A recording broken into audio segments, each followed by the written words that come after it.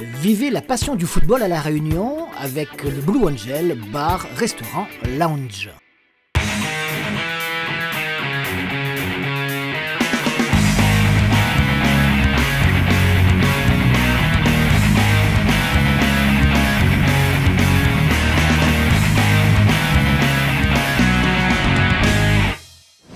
M'y attendre tout lundi et j'espère que nous allons tout faire et nous tiens bon ensemble. Bonsoir et merci de votre présence. Merci à Zachary Boucher pour ces petits mots-là en créole. Ça fait toujours très plaisir.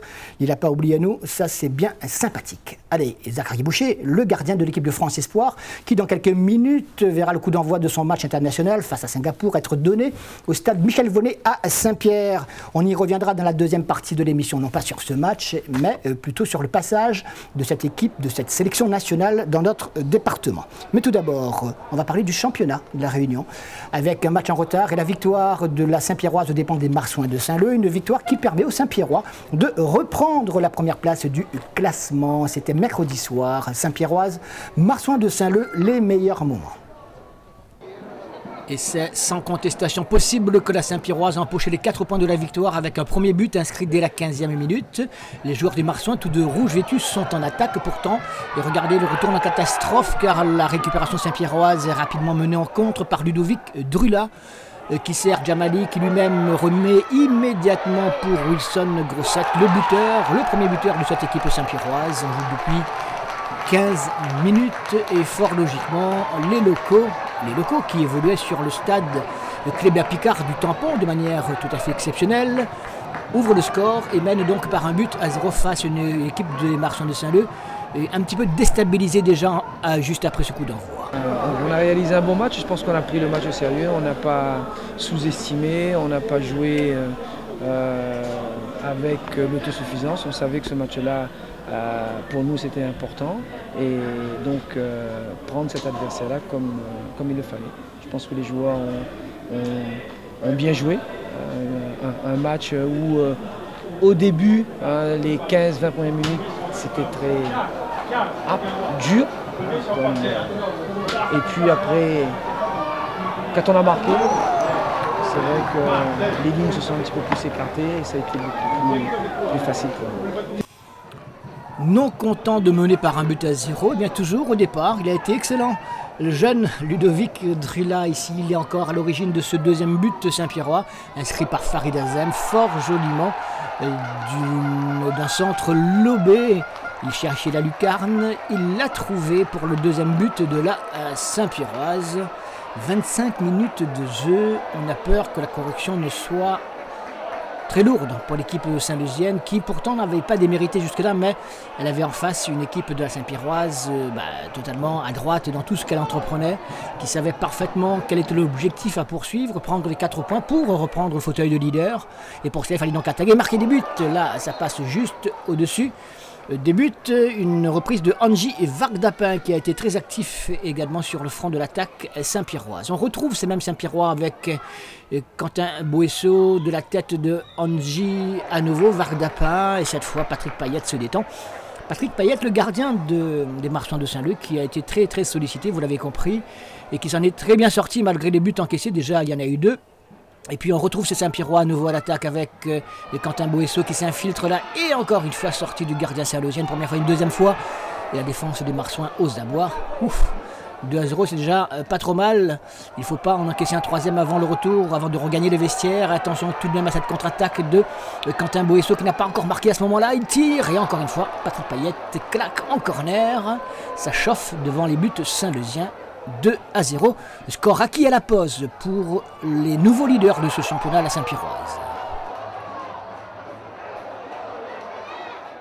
S'ils étaient un peu supérieurs à nous, notamment dans la maîtrise de la balle et puis dans la circulation. Mais bon, après on prend des buts surtout sur des erreurs de placement, sur des erreurs de marquage et c'est encore agaçant. Maintenant, sur la deuxième partie, sur la deuxième période, là il y a vraiment un jeu égal et puis on mérite mieux. Mais bon, malheureusement, on n'a pas quelqu'un pour les mettre au fond, on n'a pas d'attaquant. Et c'est là où je me plains, c'est qu'on n'a toujours pas d'attaquant pour mettre le ballon au fond. Difficile dans ces conditions de rivaliser avec l'équipe saint-pierroise qui continue à multiplier les attaques devant la cage saint-leusienne. Encore une sortie en catastrophe du gardien saint-leusienne. Deuxième sortie, un bel arrêt. Un gros cafouillage, finalement, on en reste pour l'instant à ce 2-0. Quentin Boesso se dit, alors moi, mon petit but, il vient pas. Pas possible pour l'instant. Givard d'Apin récupère pour la Saint-Pierroise avec sur le côté droit Ludovic Drula qui centre sur la tête justement de Quentin Boesso. Rien à faire en face de lui. Dans ces duels, il a le gardien saint-leusien en état de grâce.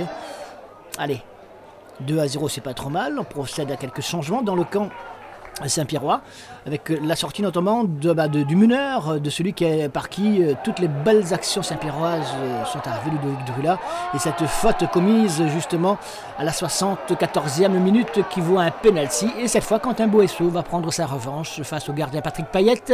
Il inscrit le 3e but de son équipe, 3-0. Belle victoire, 4 points importants. Tout va bien du côté de la Saint-Pierroise. Comment on envisage un peu l'avenir pour cette équipe des Marsouins de Saint-Leu? On l'envisage de la même façon qu'on l'a envisagé jusqu'à maintenant, c'est-à-dire de jouer le maintien, de continuer à se battre et de ne rien lâcher.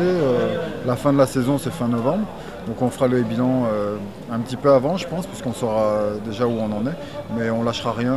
En tout cas, jusqu'à présent, on n'a rien lâché, on ne lâchera rien jusqu'à l'avenir. Touchons du bois, ça va. C'est vrai que derrière, on a montré de la solidité. Les joueurs sont très réceptifs, très concentrés. Voilà, avec aussi un bon gardien, Emmanuel Ledoyen. Donc voilà, nous on continue notre petit bonhomme de chemin. On essaye de se maintenir en haut avec Saint-Paul. Et puis voilà. Le profil d'un champion, quoi. D'un futur champion en tout cas. Disons qu'on a fait jusqu'à maintenant un bon parcours. Maintenant il faut rester vigilant, il faut rester très lucide, tout en sachant que dans un championnat ça va très vite. La Saint-Pierroise a pris ses marques sur cette pelouse du stade de Kléber-Picard où elle va revenir le 14 juin prochain pour y défier en championnat la Tamponnaise. Outre ce match en retard de championnat, il y a eu également des matchs en retard de Coupe de France régionale, des 16e de finale, avec notamment la qualification de Piton-Saint-Leu aux dépens de Monaco. Deux équipes qui se connaissent bien puisqu'évoluant dans le même championnat de 2e division régionale. Il y a eu beaucoup de buts et ça n'a pas été simple pour les Saint-Leusiens face aux banlieusards bénédictins. Allez, les buts, les meilleurs moments et les interviews, évidemment. Monsieur Siata, Jean-Laurent. 6. Par contre, messieurs, une chose importante, mais dis pas à chaque fois qu'un joueur il passe, mais tout à l'heure, pour commencer la rencontre et pour commencer la deuxième période, on a de mettre le t-shirt. Il a fait les beaux jours de la Saint-Louisienne. Pedi Andichi prête désormais son expérience à l'AS Piton-Saint-Leu. Un apport non négligeable de la part de ce joueur, bien intégré au sein de sa nouvelle formation qui joue en 2e division régionale. Ça fait 2 ans que je suis ici, la 2e année, et nouvelles ambitions, oui. On a une équipe ambitieuse, des dirigeants qui veulent jouer la montée. On va essayer de tout faire pour y arriver. Depuis l'année dernière, c'est la politique du club déjà, d'intégrer les jeunes le plus vite possible. Après, on a une belle ossature, des jeunes de qualité. Maintenant, il reste à prouver. D'accord, on va dire que Monaco, c'est le promu qui a surpris, puisque 2e au championnat. Carrément. Déjà, on les a joués à la 2e journée. C'était difficile de jouer là-bas. Ce soir, on va essayer de faire le maximum, comme j'ai dit tout à l'heure. Ce n'est pas une équipe facile à jouer. Ils ont une belle équipe et maintenant le meilleur va gagner. Et pour être le meilleur, il faut battre l'AS Monaco, une équipe qui surprend dans le bon sens du terme. Promue cette saison en championnat, l'équipe de Fred Martin joue les premiers rôles, au point qu'il faut désormais la considérer comme potentiel candidat à l'accession parmi l'élite. L'occasion de découvrir ces banlieusards bénédictins qui portent, et ce n'est pas par hasard, les mêmes couleurs que la grande équipe de la principauté de Monaco. Donc on a déjà joué chez nous au match aller avec une victoire. Donc là, le 2e match de Coupe de France, donc on espère faire aussi une victoire. Et donc un jour, on la retrouve chez nous pour la Coupe de la Réunion. Donc pareil, donc si... J'espère qu'on sera sa bête noire cette année. Un coup d'envoi donné sur le stade du centre-ville où évolue habituellement également l'équipe des Marsouins de Saint-Leu. Et c'est à la 10e minute que les Bleus de Piton-Saint-Leu ouvrent le score à la suite de cette faute dans la surface de réparation L'arbitre, Monsieur Bureau, n'hésite pas un seul instant. Un penalty exécuté et réussi par Mehdi Picard. Piton-Saint-Leu mène à ce moment-là par 1-0. Fort logiquement, on dira, puisque elle joue à domicile, elle sait qu'il faut prendre en coupe, tout au moins dans un match de coupe, le meilleur très rapidement. Mais la réaction de l'équipe de Monaco intervient de manière beaucoup plus nette avec ce nouveau penalty à la 30e minute pour cette faute, mais de l'autre côté du terrain, en pleine surface de réparation. Et pour retirer ce penalty, David Martin, le buteur de cette équipe de l'AS Monaco, 30e minute de jeu. Les pendules sont remises à l'heure, un but partout, tout est à refaire de part et d'autre.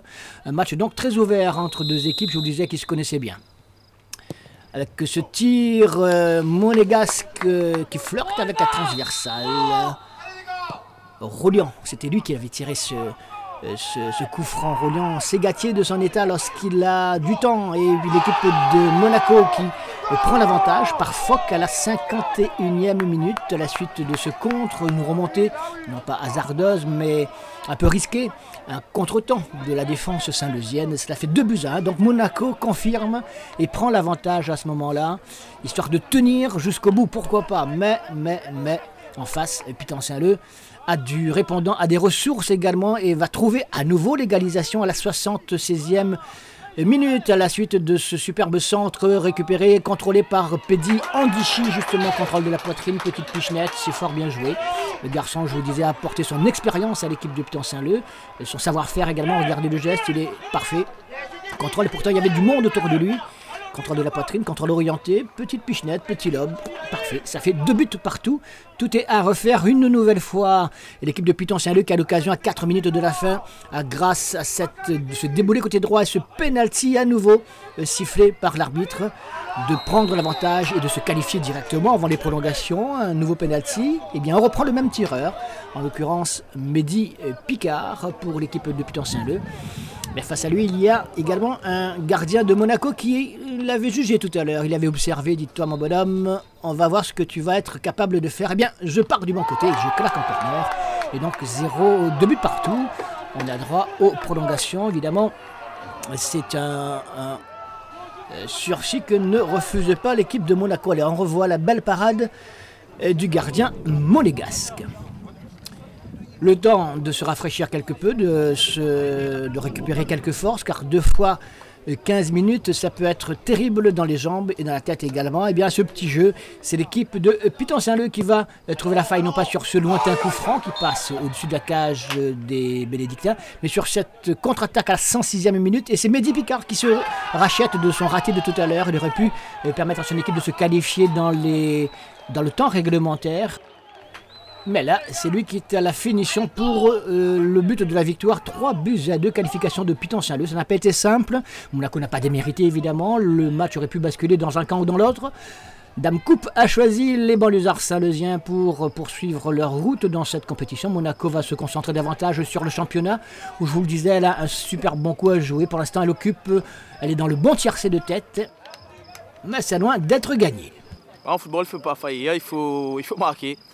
On a les occasions pour tuer le match, on ne met pas dedans, donc on a le 3-1, on ne met pas, donc ils reviennent de suite 2-2. Après, bon, la fatigue s'installe et fort logiquement, la GS Piton-Saint-Leu score et mérite son match. Jacques, on a souffert, on a tremblé, mais qualification au bout. Oui, qualification, et ça fait plaisir, parce qu'on rééquilibre aussi par rapport au match aller à Monaco. Donc cette année, on va se rencontrer 4 fois. Donc une fois pour nous, une fois pour eux, et là ça passe en coupe, ça fait plaisir. Ça ne casse pas aussi la dynamique, parce qu'on est sur 4 matchs. 4 matchs où on ne perd pas, donc pour le groupe c'est important. On a eu des moments difficiles, donc on prend. Autre équipe de Saint-Benoît qui s'est qualifiée, il s'agit de l'USB aux dépens de Vincent Do, mais également le SDFA. Et c'est ce qu'on va voir, le SDFA, une des équipes phares du championnat de 2e division régionale qui a éliminé la JS Ouest. Ça n'a pas été simple. La JS Ouest qui nous avait habitués par le passé à quelques exploits justement dans cette compétition. Cette fois, ça n'a pas marché, il n'a pas manqué grand-chose. Les meilleurs moments, SDFA à JS Ouest, Coupe de France. La JS Ouest, jeune club d'à peine 2 ans, grandit vite, longtemps petit poussé de cette épreuve la saison dernière. Les joueurs de Florent Mardenalhomme n'iront pas plus loin dans ces 16e de finale cette fois, mais en championnat, leur résultat ouvre actuellement des perspectives intéressantes pour la montée en D2R. Ce club était ouvert en 2012, moi-même j'étais encore à la Saint-Pauloise en 2012 et ils sont venus me chercher pour un projet de jeu parce qu'ils étaient en D3, ils sont montés directement en D2 la première année avec des jeunes de la commune de Saint-Paul. L'année passée, on a fait un super championnat, on a fini 2e, on aura de peu la montée. C'est lui qui passe avant nous. Bon, on fait un bon parcours aussi en Coupe de France. Mais l'objectif, c'était pas ça. L'objectif, c'est de faire progresser les gars, déjà au niveau du charge de travail, comme je leur ai donné au début de saison. Et là, ça commence cette année, ça commence la deuxième année, ça commence à vraiment à porter ses fruits. Au niveau du charge de travail, les gars, ils sont pas assez, comment dire, ils n'étaient pas habitués de travailler comme ça. Et maintenant, avec les Jérémy Robert, Nicolas Varro, Lionel Bazaza, ils sont venus encadrer à 30 ans une équipe de jeunes. Et c'est pour ça que l'objectif du club, c'est de, comment on vous dit, avec les jeunes qu'on a, du 19 à 23 ans, c'est de continuer pendant 3, 4, 5 ans. Comme je leur ai dit, on a une équipe pour 5 ans pour faire de belles choses. Nicolas, tu es venu faire quoi ici exactement? Exactement, bon, il y a un bon groupe ici. Déjà l'année dernière, ils ont fait quart de finale Coupe de France. Et comme je connais bien Florent Mardenalhomme, qui était mon coach depuis tout petit, et donc j'ai eu l'opportunité de venir ici par rapport à mon boulot. Donc j'avais encore les chances de jouer en D1, mais par rapport à mon travail, j'ai fait le choix de venir ici parce que voilà quoi. Le SDFA de son côté joue des coudes actuellement avec la possession et surtout Monaco pour prendre une des 2 places pour l'accession en première division. Le nouveau porte-drapeau du football dionysien entend ne pas laisser passer sa chance. Pour cette saison, le SDFA, nous on vise à monter parce qu'on a un groupe super intéressant. On a pu récupérer des joueurs de la D1. Du CNIFC qui sont venus avec nous, Jimmy Devallé, Jérémy, Anila, il y a aussi Sully Siavo qui sont des mansouins. Donc l'objectif est très clair, c'est la montée en D1 parce que cette année, on ne monte pas cette année, donc il n'y aura pas d'équipe Saint-Denis en D1 pendant 3 ans, avant 3 ans. Donc on est bien placé actuellement, on est dans le coup, donc il faut le jouer à fond. Et en espérant qu'au niveau de la municipalité, on nous donne un coup de main pour nous accompagner pour la D1. C'est important. Le championnat, oui, la coupe peut-être, non? Non, on joue sur tous les tableaux. Le championnat, c'est une priorité, mais aussi la Coupe de France. Les joueurs, ils tiennent la Coupe de France. Donc cette année, d'après ce que j'ai vu, il y a deux vainqueurs. Un qui se déplace et un qui reçoit. Donc pour nous, c'est une opportunité. On rencontre une très belle équipe en face, une équipe qui ont des joueurs de D1 et tout ça, et qui ont créé l'exploit déjà l'année dernière en éliminant des équipes de D1. Nous, on est prêts, on est préparés pour ça. Et ce soir, il faudra passer. Et c'est le résultat qui compte ce soir. Le SDFA, avec son maillot blanc en couleur de l'Ajax, c'est pas par hasard, a ouvert rapidement le score par Jonathan Scholl dans cette opposition. Un but d'ailleurs qui suffira pour la qualification pour les 8e de finale de cette coupe régionale de France. Face à eux, donc l'équipe de la JS Ouest qui n'a pas démérité. Mais allez, on regarde ce but tout d'abord de Jonathan Scholl, transfuge notamment du Saint-Denis Football Club. Sacré coup de pied sur ce but. C'est un match de Coupe de France, on ne va pas regarder le jeu ou qui a gagné plus d'occasions ou non. Je pense qu'on mérite notre match. Après, comme on dit si bien, un match de coupe, ça ne se joue pas, ça se gagne. L'état d'esprit des joueurs, c'est quoi en ce moment? Actuellement, on a un groupe bien étoffé, les postes sont quasiment doublés, voire triplés. On a un bon groupe avec de bons apports cette année, notamment avec Jérémy Anila, Jimmy Devallé, Sully Siavo et consorts. Et je pense qu'on a les armes justement pour monter cette année. Renforcé également par d'autres joueurs venus du Saint-Denis Football Club, comme sur ce tir de Anila. L'équipe dionysienne va conserver la maîtrise du jeu tout au long de cette première mi-temps, tout au long du match du reste. L'équipe de l'Ouest de Florent Mardenalhomme ne va pas vraiment trouver de solution. S'il y aura des occasions que l'on verra tout à l'heure, malheureusement, pas suffisamment importantes, pas suffisamment franches pour inquiéter cette équipe dionysienne qui a su gérer sur cette pelouse du stade de la Redoute. Un petit peu bosselé tout de même, avec là par exemple une nouvelle échappée et superbe parade du gardien de la J Ouest qui permet à son équipe de maintenir le suspense, car à 1-0, but rapidement inscrit, je vous le rappelle, depuis la 8e minute du match.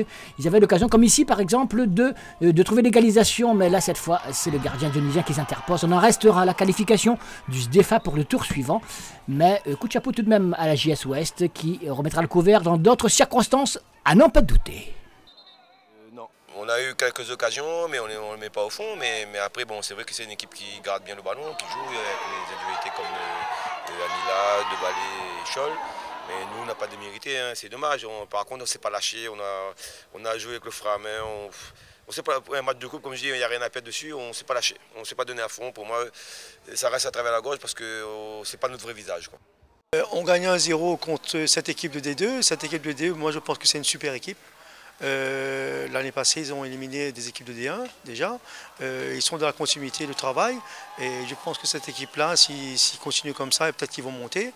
Et nous, aujourd'hui, on a été sérieux, on a été solide pour gagner ce match-là parce que c'est pas évident. On va un petit peu donner un peu de l'expérience qu'on a eue en D1P, en Super D2.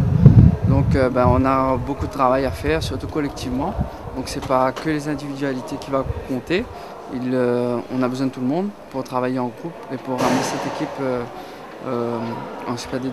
Je vous l'avais promis, retour en image maintenant sur le passage à la réunion de l'équipe de France Espoir. On les a rencontrés.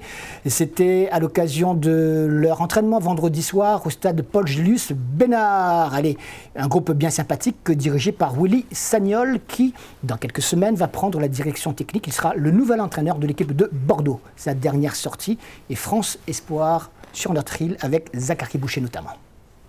Bienvenue, c'était les Créoles, ça même? Ouais. Après l'équipe de France A, il y a 4 ans, revoilà les tricolores. Mais cette fois, ce sont les Bleuets. Et ceux qui, s'ils persévèrent, seront appelés à rejoindre la grande équipe nationale. C'est le président de Basse-Normandie qui a conduit la délégation. Un voyage initié dans des conditions particulières. À l'enterrement de Gérard Hainaut, qui était directeur de la Fédération française de football. Et Yves était à l'enterrement. Et en allant chercher le président Le Graët, j'allais le chercher à Cherbourg, et Yves était avec le président Le Graët. Et donc on a conclu, on a eu l'accord du président de la Fédé pour jouer avec les Espoirs à La Réunion. Quel intérêt de venir à La Réunion justement? Bien, l'intérêt, c'est de montrer aussi que La Réunion est un département français et qu'elle a le droit aussi à la visite des équipes nationales, dont les Espoirs, qui est la deuxième équipe au niveau de la Fédération française de football. Il est bon celui qui te soigne? Lui là? Oh, ça dépanne. Non, il est très très fort, très performant. Tout va bien, d'autant qu'il y a un Réunionnais au sein de cette sélection. Oui, il y a un Réunionnais qui est formidable. Si vous le dites. Oui, il est formidable. Moi, je l'apprécie et c'est un bon gardien de but et c'est bien pour La Réunion, pour le travail qui est fait par l'équipe technique de La Réunion, ça c'est important, le pôle espoir, hein, donc on sent qu'il y a une volonté de développer et d'améliorer le football et ça c'est important pour la Fédération française de football. On connaît toujours le programme de l'équipe de France A, mais pas toujours le programme des espoirs de façon générale. Quels sont les objectifs qu'une équipe de France Espoir comme celle-ci peut avoir sur une année, sur 2 ans, voire 3-4 ans? Sur 2 ans, là déjà, le premier objectif, c'est de se qualifier pour le championnat d'Europe. Donc on va jouer là au mois de septembre, on va au Kazakhstan, jouer le Kazakhstan en match retour, et nous recevons l'Islande. Donc on finit premier du groupe, mais en octobre, on a un match de barrage qui est important pour nous, puisque là se jouera la qualification pour le championnat d'Europe, et puis après, par la suite, c'est une qualification pour les Jeux Olympiques. France Espoir, c'est vraiment l'antichambre de l'équipe de France A. Ah oui, puisque si on prend sur les 2 dernières années, nous on a perdu Griezmann, Varane, Pogba, Mangala.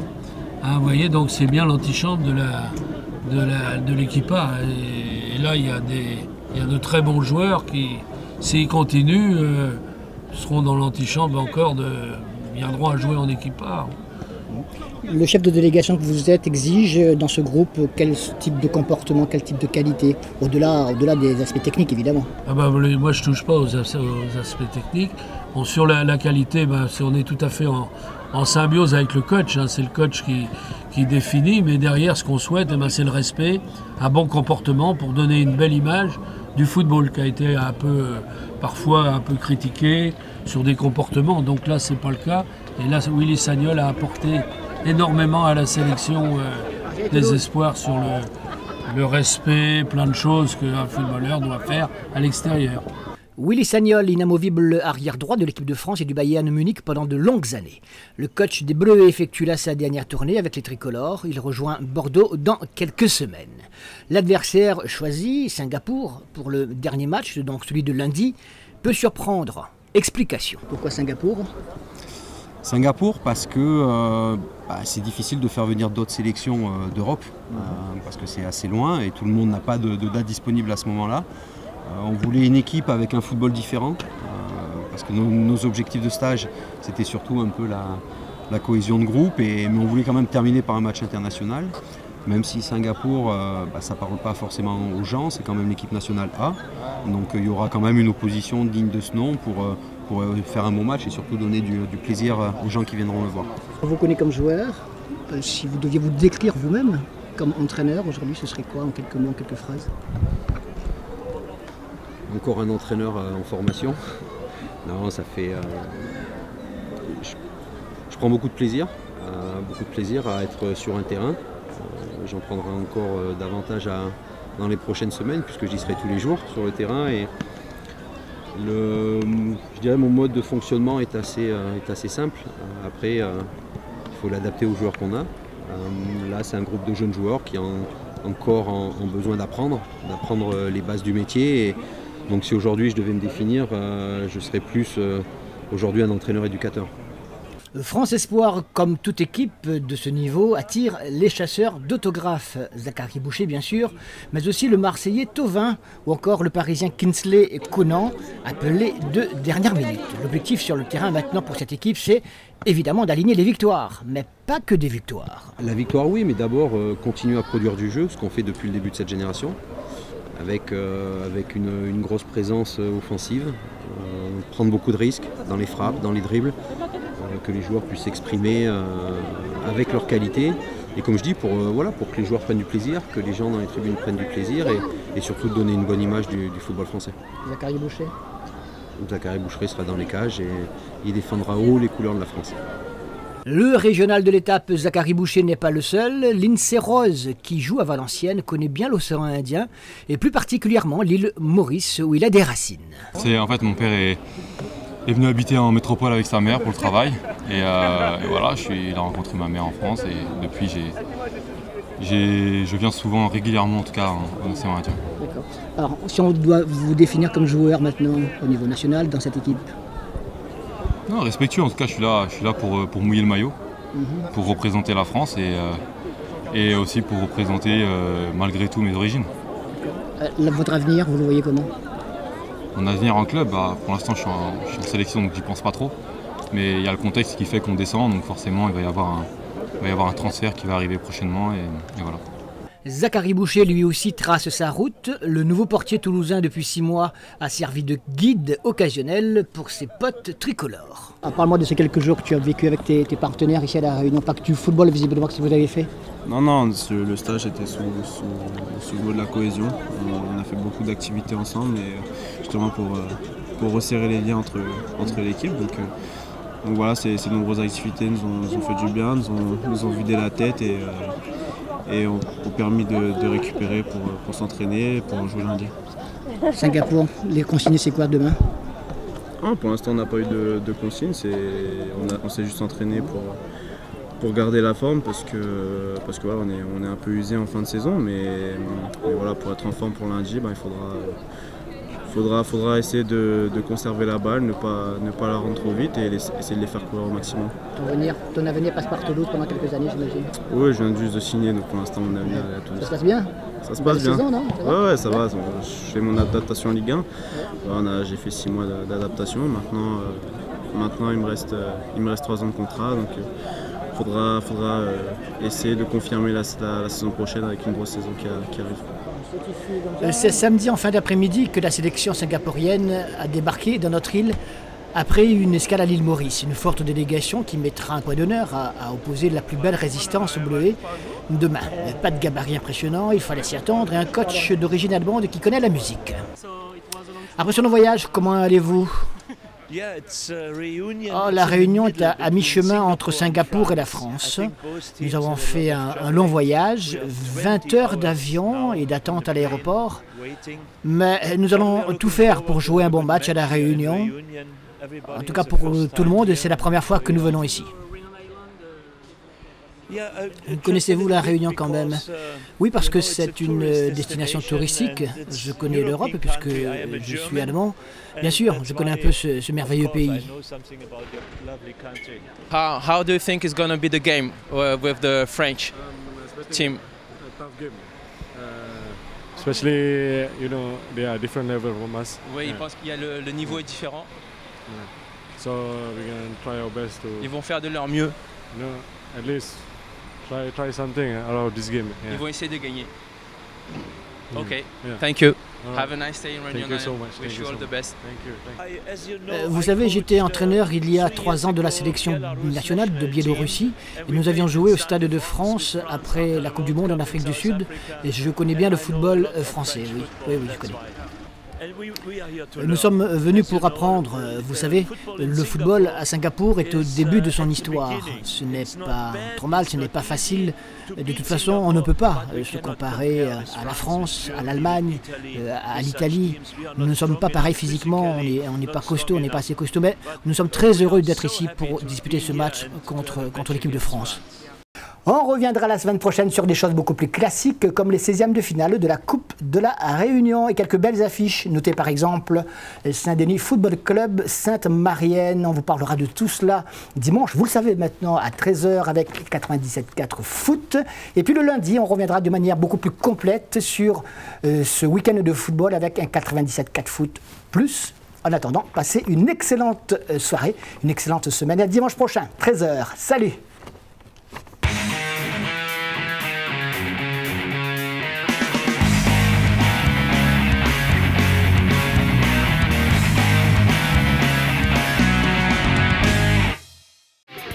Vivez la passion du football à La Réunion avec le Blue Angel, bar, restaurant, lounge.